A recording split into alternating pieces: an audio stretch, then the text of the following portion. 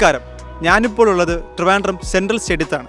63ാമത് school കലോത്സവത്തിൻ്റെ പ്രധാന വേദി ഒരുങ്ങുന്നത് ഇവിടെയാണ്. ജനുവരി 4-ാം തീയതി ആരംഭിക്കുന്ന സ്കൂൾ കലോത്സവത്തിൽ മുഖ്യമന്ത്രി ഉദ്ഘാടനം ചെയ്യും. മരിച്ചുപോയ പ്രശസ്ത സാഹിത്യകാരനും ചലച്ചിത്രകാരനുമായ MTയുടെ സ്മരണയ്ക്ക് ഈ വേദിക്ക് നിള എന്നാണ് പേര് നൽകിയിരിക്കുന്നത്.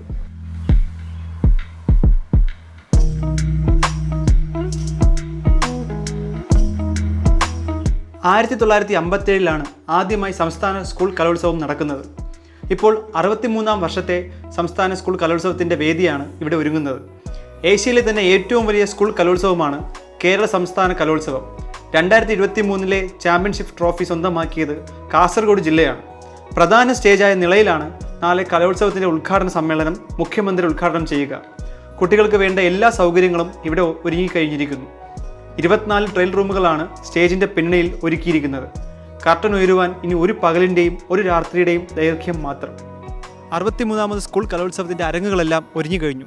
കുട്ടികളും അധ്യാപകരും ഗുരുക്കന്മാരും എല്ലാവരും കാത്തിരുന്ന നിമിഷത്തിലേക്ക്, കേരളവും കാത്തിരുന്ന നിമിഷത്തിലേക്ക് നമ്മൾ എത്തിക്കഴിഞ്ഞു. 2024 സ്കൂൾ കലോത്സവത്തിൻ്റെ ചാമ്പ്യൻഷിപ്പ് ട്രോഫി ആരുയർത്തുമെന്ന് നമുക്ക് കാത്തിരുന്ന് കാണാം.